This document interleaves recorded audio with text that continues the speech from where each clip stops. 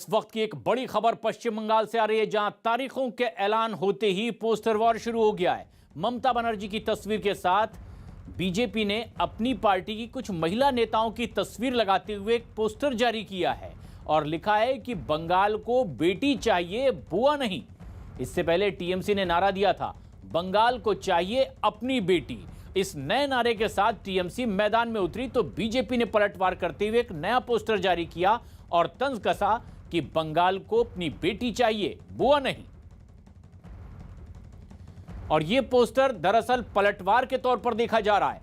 ऐसे में जबकि पश्चिम बंगाल में चुनाव की तारीखों का ऐलान हो गया है, 8 चरणों में चुनाव होने वाले हैं। बीजेपी को फायदा बताने की साजिश इसे करार दे रही हैं ममता बनर्जी और खुद को बताया था नए नारे के साथ कि बंगाल को अपनी बेटी चाहिए इस चुनाव में। तो बीजेपी ने पलटवार किया, एक नया पोस्टर जारी किया और बीजेपी ने अपनी पार्टी की कई नेताओं, सांसदों, जिसमें कि लॉकेट चटर्जी की तस्वीर हम देख सकते हैं, ऐसी कुछ और नेताओं की तस्वीरों के साथ ममता बनर्जी की भी तस्वीर बीजेपी ने लगाई और लिखा कि बंगाल को अपनी बेटी चाहिए, बुआ नहीं। यतीन्द्र शर्मा हमारे सहयोगी इस वक्त हमसे सीधे जुड़ रहे हैं। यतीन्द्र, बीजेपी ने अपनी महिला नेताओं की तस्वीरें लगाई है, ममता बनर्जी की तस्वीर साथ में लगा दी है, ये कहने की कोशिश कर रही है कि बंगाल को अपनी बेटी चाहिए, बुआ नहीं।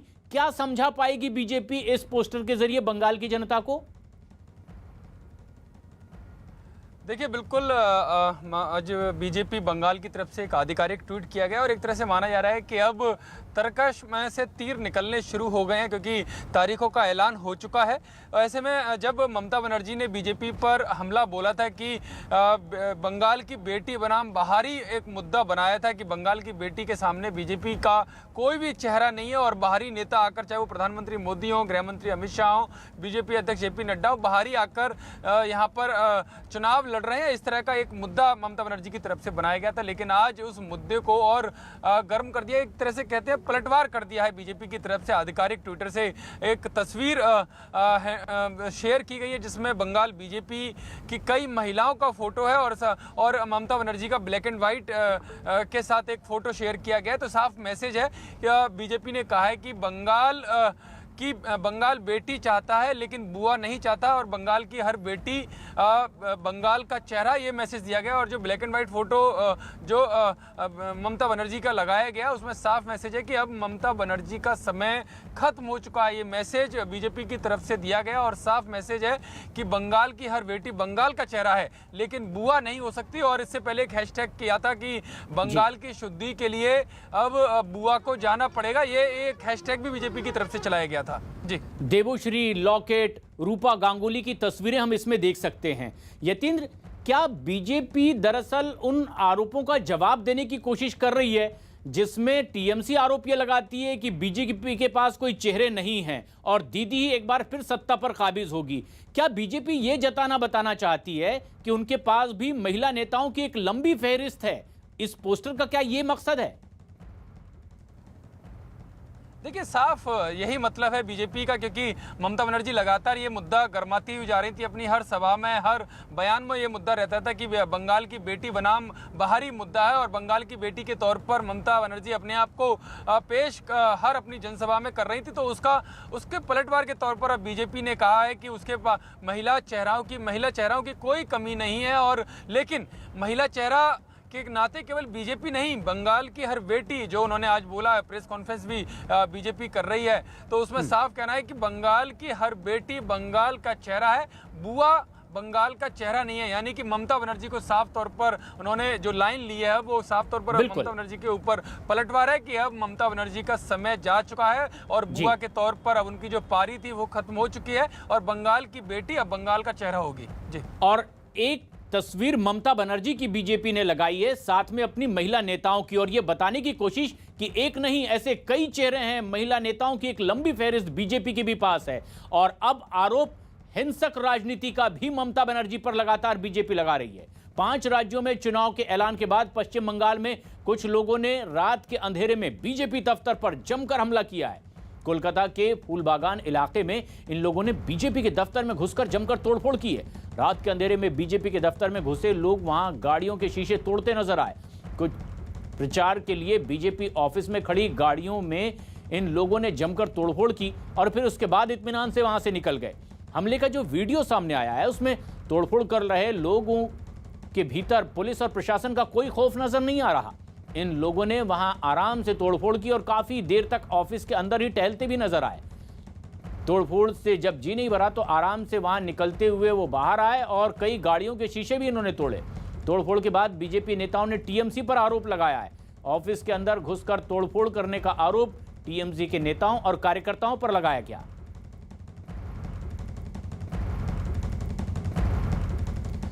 बीजेपी ने आरोप लगाया कि टीएमसी के कार्यकर्ताओं ने गोदाम में घुस करके प्रचार रथ को तोड़ दिया है और कीमती सामान भी वहां से चुरा लिया है।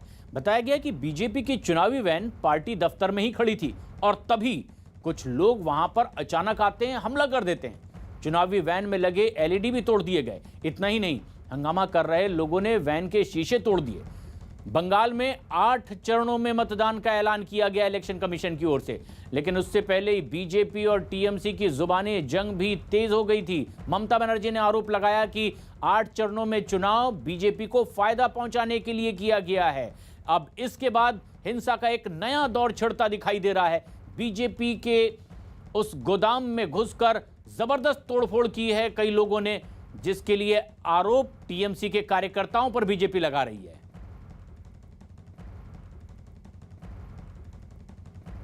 यतीन्द्र हमारे सहयोगी इस वक्त हमसे सीधे जुड़ रहे हैं। यतीन्द्र, ये हिंसा का दौर तो पिछले कई वक्त से चल रहा है, लेकिन क्या ये जो रात को तोड़फोड़ हुई है 8 चरणों में चुनाव कराने जाने के बाद, ऐलान के बाद ममता बनर्जी की जो बौखलाहट थी, क्या बीजेपी उसे जोड़कर देखते हुए इस तरह के आरोप लगा रही है कि ये टीएमसी की हरकत है? देखिए, बिल्कुल जाहिर है, जिस तरह से चुनाव आयोग ने 8 चरणों में चुनाव कराने का फैसला लिया है, उसके बाद आधिकारिक तौर पर जो ममता बनर्जी की जो पहला बयान आया उसमें वो बौखलाहट साफ दिखाई दे रही है, क्योंकि ममता बनर्जी नाखुश नजर आ रही है, नाराज नजर आई इस फैसले से। और उन्होंने सीधा सीधा आरोप लगाया कि चुनाव आयोग बीजेपी के इशारे पर इस तरह से चुनाव कराने जा रहा है, क्योंकि पहले जो चुनाव हुए थे वो 6 चरणों में हुए थे और उम्मीद भी ममता बनर्जी को ये थी कि 5 या 6 चरणों में ही इस बार भी चुनाव होंगे। लेकिन उनके उम्मीदों के विपरीत ये चुनाव आयोग ने फैसला लिया है, क्योंकि इससे साफ जाहिर है कि पैरामिलिट्री फोर्सेस को एक दूसरे जो पोलिंग बूथ दूसरे चरणों में होंगे वहां पर भेजने में ज़्यादा आसानी होगी और बड़ी संख्या में वहां पर पैरामिलिट्री फोर्सेस के जो जवान है वो तैनात किए जाएंगे। तो इससे जो अराजक तत्व होते हैं, जो उपद्रवी तत्व होते हैं, उन पर कंट्रोल करने में मदद मिलती है। और शायद यही कारण है कि जब ममता बनर्जी ने यह आधिकारिक बयान दिया और नाराजगी जताई चुनाव आयोग के फैसले से, और रात को ही बीजेपी के जो का गोदाम है और जो उनका रथ है एलईडी टीवी का, वहां पर तोड़फोड़ कर दी गई, यानी कि मैसेज नीचे तक पहुंचा। लेकिन अब इस घटना के बाद एक नए सिरे से आरोप प्रत्यारोप का दौर भी आगे बढ़ता नजर आने लगा है। बीजेपी दफ्तर में हुए हमले के बाद कैलाश विजयवर्गीय ने एक ट्वीट किया और इस हमले की निंदा की। उन्होंने ट्वीट करते हुए लिखा, चुनाव आयोग ने बंगाल चुनाव तिथि की घोषणा की और टीएमसी के गुंडों ने बिना डर के रात 11 बजे बीजेपी के काटपारा गोदाम में घुसकर एलईडी गाड़ियां तोड़-फोड़ दी, एलईडी भी खोलकर ले गए। शायद गुंडों को चुनाव आयोग को चुनौती दी है। यह आरोप कैलाश विजयवर्गीय का सीधे ममता बनर्जी सरकार पर है। तो साथ ही बीजेपी नेता अमित मालवीय ने भी कोलकाता में बीजेपी के एक दफ्तर पर हुए हमले का वीडियो ट्वीट किया है और टीएमसी पर जमकर हमला बोला है। उन्होंने ट्वीट करते हुए लिखा, टीएमसी के लोगों ने गोदाम में खड़े बीजेपी के रथों को तोड़ दिया, रथों को नुकसान पहुंचाया और एलईडी चुरा ली। टीएमसी की इस तरह की चुनावी हिंसा से चुनाव आयोग के लिए भी इन चुनावों को करवाना काफी चुनौतीपूर्ण होगा। पश्चिम बंगाल के लोग इसका जवाब देंगे। अमित मालवीय का पलटवार ममता बनर्जी पर।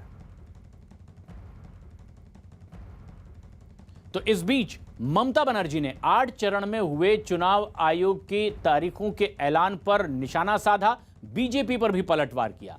ममता बनर्जी ने केंद्र सरकार के इशारे पर चुनाव आयोग की तरफ से बीजेपी के हिसाब से चुनाव की तारीखें तय करने का आरोप लगाया।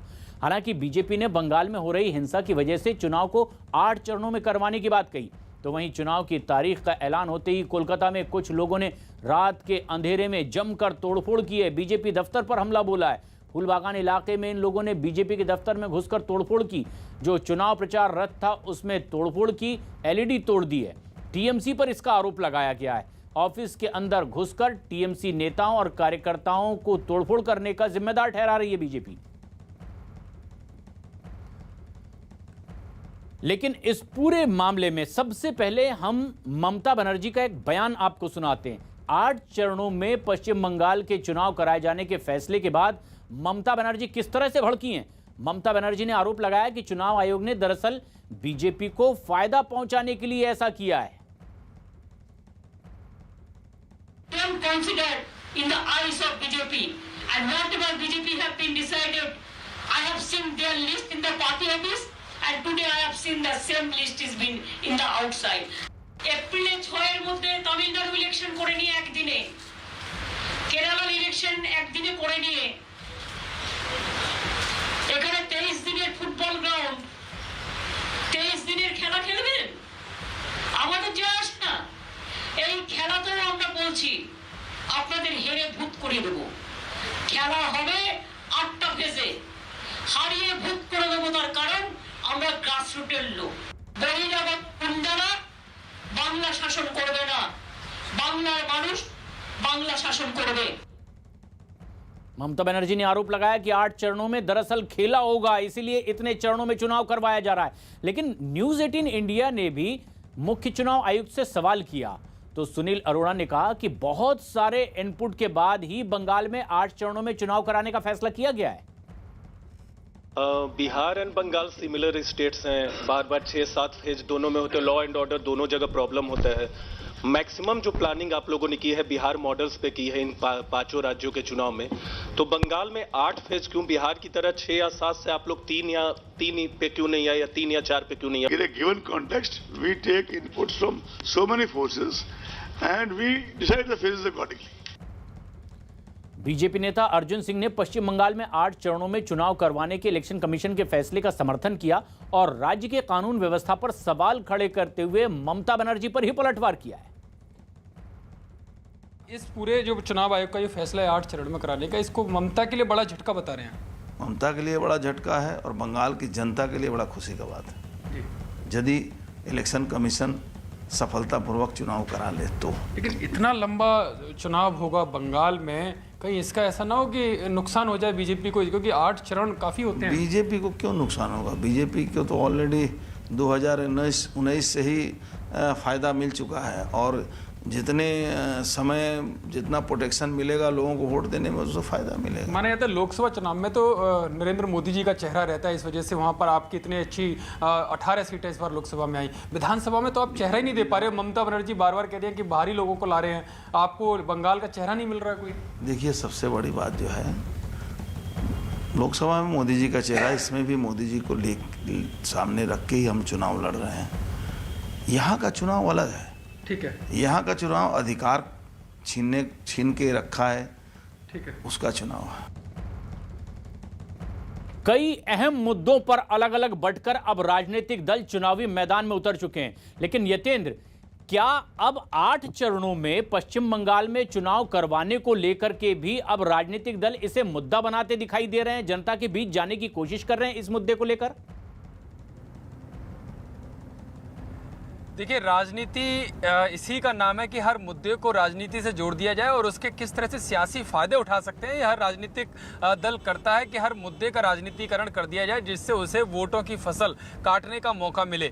एक तरफ चुनाव आयोग का साफ तौर पर कहना है, जब न्यूज 18 इंडिया ने सवाल किया कि इतने चरणों में किया, तो उन्होंने कहा कि उन्हें कुछ इनपुट्स ऐसे मिले हैं जिसके बाद फेयर चुनाव कराने के लिए इतने चरण की आवश्यकता थी। यानी कि जो पश्चिम बंगाल का जो रक्त रंजित इतिहास रहा है खासकर चुनावों के दौरान का, तो उसके बाद चुनाव आयोग ने सख्त एक्शन लिया है और उसने कोई भी ढील नहीं छोड़ने की कोशिश की है। हालांकि आने वाले समय में पता चल पाएगा कि कितने। और एक बड़ी खबर इस वक्त आ रही है, राजधानी दिल्ली रही 2 सुपारी किलर दिल्ली में गिरफ्तार किए गए हैं और अब इनसे गिरफ्तारी के बाद लगातार पूछताछ की जा रही है। एक एक्टिविस्ट इनके निशाने पर था। पाकिस्तान में कई हथियार पाकिस्तान के बरामद इनसे किए गए हैं। बताया यह जा रहा है कि पंजाब के जेल में एक पूरी साजिश रची गई थी। फरीदाबाद के रहने वाले हैं दोनों। 2 सुपारी किलर गिरफ्तार कर लिए गए हैं और इनसे अब पूछताछ की जा रही है। एक बड़ी साजिश को अंजाम देने की ये फिराक में थे। आनंद, हमारे सहयोगी लगातार हमारे साथ बने हुए हैं। आनंद, जिन लोगों की गिरफ्तारी हुई है, क्या इनकी योजना के बारे में और पता चल पाया? आरकेपुरम थाने को एक बड़ी कामयाबी मिली है। फरीदकोट पंजाब के फरीदकोट के रहने वाले 2 सुपारी किलर्स को गिरफ्तार किया गया, जिनका नाम लखन और सुखविंदर बताया जा रहा है। इनके पास से पाकिस्तानी मेड पिस्टल, 2 देसी कट्टे और कुछ राउंड जिंदा कारतूस बरामद किए गए हैं। जो जानकारी मिल रही है कि एक नामी एक्टिविस्ट है, दिल्ली के काफी बड़े एक्टिविस्ट है, पुरुष एक्टिविस्ट, उनको मारने की सुपारी दी गई थी। पंजाब के जेल में एक कुख्यात गैंगस्टर बंद है, उसने ये जो फाइनेंशियल मदद है वो इन सुपारी किलर्स को की थी और विदेश में एक बैठे शख्स ने ये पूरी प्लानिंग रची थी। इस पूरे मामले में लगातार जो आईबी की टीम है वो भी इन लोगों से पूछताछ कर रही है आरके पुरम थाने में, और जो तमाम यूनिट्स है वो इन दोनों आरोपियों से पूछताछ कर रही है। कल देर रात ये गिरफ्तारी की गई है आरके पुरम इलाके से, और जिस तरह से पाकिस्तानी मेड हथियार मिले हैं, अपने आप में चौंकाने वाले हैं कि ये एक्टिविस्ट को मारने के पीछे क्या मंशा थी। जानकारी मिल रही है कि सोशल मीडिया पे जो एक्टिविस्ट है वो कुछ लगातार पोस्ट लिख रहे थे और उस पूरे एंगल को जो है वो खंगाला जा रहा है कि आखिर ये पूरा मामला क्या है। इस पूरे मामले में दोनों लोगों को आज कोर्ट में पेश भी किया जाएगा। पंजाब के फरीदकोट के ये दोनों रहने वाले 2 सुपारी किलर पकड़ लिए गए, आगे की पूछताछ इनसे की जा रही है। लेकिन बवाल बंगाल को लेकर के भी बीजेपी नेता दिलीप घोष ने कहा है कि चाहे ममता बनर्जी 8 चरणों में चुनाव करवाने के ऐलान के बाद बौखला गई हो, लेकिन बीजेपी पूरी तरह से तैयार है और चुनाव आयोग के इस ऐलान का वो स्वागत करते हैं। 8 फे में इस बार की चुनाव होने वाली है। ज्यादातर विरोधी पार्टियां इसी प्रकार 4 था उनका, और हर बूथ में सेंट्रल फोर्स हो, तभी निष्पक्ष और शांतिपूर्वक चुनाव हो सकेगा, ये सबका इच्छा है। भारतीय जनता पार्टी के नाते हम पहले से पूरी तैयार थे और चुनाव कभी भी हो उसके लिए पूरा दमखम से हम लड़ेंगे। और भी लोग आने वाले हैं, थोड़ा सा जब तक समझौता नहीं लगता है, पुलिस प्रशासन का प्रताड़ना होता है, इसलिए डर के रुके हुए थे, फिर आना शुरू हो जाएगा। इससे जैसे कि हमारा मनोबल बढ़ेगा और उनकी पार्टी की हालत खराब होगी, उनके लिए लड़ने के लिए, प्रचार करने के लिए नेताओं की कम पड़ जाएगा। दिलीप घोष ने आरोप लगाया कि पुलिस प्रशासन प्रताड़ित करता है पश्चिम बंगाल में, इसीलिए इस तरह से अलग अलग चरणों में चुनाव कराने का ऐलान किया गया है। तो वहीं हमलावर बीजेपी के एक और नेता आईटी सेल के प्रमुख अमित मालवीय भी दिखाई दिए। ममता बनर्जी पर उन्होंने निशाना साधा, उन्होंने ट्वीट किया और पश्चिम बंगाल में 8 चरण में चुनाव, राज्य की कानून व्यवस्था पर गंभीर टिप्पणी है। ट्वीट अमित मालवीय का, आगे उन्होंने लिखा, जो ममता बनर्जी के नेतृत्व में बदहाल हो गई है, क्योंकि ममता गृह मंत्री भी हैं। अफसरों का, खासकर पुलिस का राजनीतिकरण का एक कारण है। ये सब 2 मई को बदल जाएगा, क्योंकि 2 मई को बंगाल में चुनाव परिणाम आएंगे। बीजेपी नेता गजेंद्र सिंह शेखावत ने बंगाल के हालात पर चिंता जाहिर की। चुनाव आयोग के फैसले को उन्होंने सही ठहराया कि 8 चरणों में यहां चुनाव करवाया जाए। जिस तरह की परिस्थितियां पश्चिम बंगाल में बनी है, जिस तरह से प्रशासनिक अमले का दुरुपयोग करते हुए पश्चिम बंगाल में चुनाव को, मतदाताओं को प्रभावित करने और उनको भयाक्रांत करने की कवायद की जा रही है, मुझे लगता है कि उसके अनुरूप चुनाव आयोग ने जो निर्णय किया है, सबको मिलकर के उसका स्वागत करना चाहिए। सैकड़ों कार्यकर्ताओं की हत्या हुई है और वो ये कहते हैं कि सरकार, भारत की सरकार गलत कर रही है। अपने गिरेबान में झांक करके देखें, उसके बाद दूसरों पर टिप्पणी करें। ममता बनर्जी की इस बौखलाहट के बाद बीजेपी हमलावर है, लेकिन कांग्रेस के नेता एक राय नहीं दिखाई दे रहे हैं, क्योंकि पश्चिम बंगाल कांग्रेस के नेता यहां दूरी बनाते दिखाई देते हैं ममता बनर्जी की राय से। तो जो बंगाल से बाहर के कांग्रेसी नेता हैं, वो सीधे सीधे ममता के सुर में कहते दिखाई देते हैं। और इसी तरह से कांग्रेस नेता अधीर रंजन चौधरी ने भी इन चुनावों में हिंसा का विरोध किया है और चुनाव आयोग के शांतिपूर्ण तरीके से चुनाव करवाने की उन्होंने मांग की। पार्टियों की तरफ से, खासकर कांग्रेस पार्टी की तरफ से हम लोग की ये गुहार लगाई कि इसी हालत में ये चुनाव में इस तरीके की इंतजाम किया जाए, सुरक्षा की इस तरीके की इंतजाम किया जाए, जैसे आम लोग बिना दिक्कत शांतिपूर्ण तरीके से चुनाव में शिरकत कर सके, भाग ले सके। कितने चरणों में हो गए इसमें हमें कोई लेना देना नहीं है। हमारे बस एक ही मकसद ये है कि हर हालात में इस चुनाव शांतिपूर्ण तरीके से निर्वाह करना चाहिए। टीवी पर पहली बार शुरू हुआ है एक अनोखा शो, यंग जीनियस। आज शाम 7 बजे न्यूज 18 इंडिया पर देखिए 12 साल की सर्वज्ञानी ओलंपियाड बॉय को। मिलिए आज के आइंस्टीन से।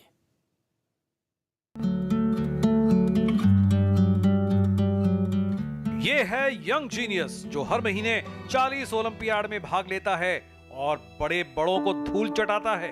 Hi, I'm Siddharth Kumar Gopal. ये है यंग जीनियस जो मैथ्स से लेकर एस्ट्रोफिजिक्स का मास्टर है, जिसने 2019-20 का इंटरनेशनल मैथ्स ओलंपियाड जीता। You're very good in debate and elocution also. Yes, sir. You write essays. Yes, sir. You play the piano. Yes, sir. जिसे इंटरनेशनल एस्ट्रोनॉमी और एस्ट्रोफिजिक्स ओलंपियाड में गोल्ड ऑनर मिला। ये है यंग जीनियस जिसका दिमाग ज्ञान का भंडार है। 12 साल की उम्र में ज्ञान की कुंजी है ये। जिसे अमेरिका के जॉन हॉपकिंस सेंटर के इम्तिहान में हाई ऑनर्स मिला। नेटवर्क 18 पर एक अनोखा शो, दंग करने वाले दिमाग के खिलाड़ी तिरुवनंतपुरम के 12 साल के सिद्धार्थ कुमार गोपाल के साथ। How many exams have you written till date? I have written 80 to 90 exams this year. जो पहली कक्षा से साइंस, मैथ्स, इंग्लिश, जीके और साइबर ओलंपियाड को क्रैक कर रहा है, जिसे 2020 में खुद प्रधानमंत्री राष्ट्रीय बाल शक्ति पुरस्कार मिला और गणतंत्र दिवस की परेड का हिस्सा बना। आ रहा है ये यंग जीनियस शाम 7 बजे न्यूज़ 18 इंडिया पर।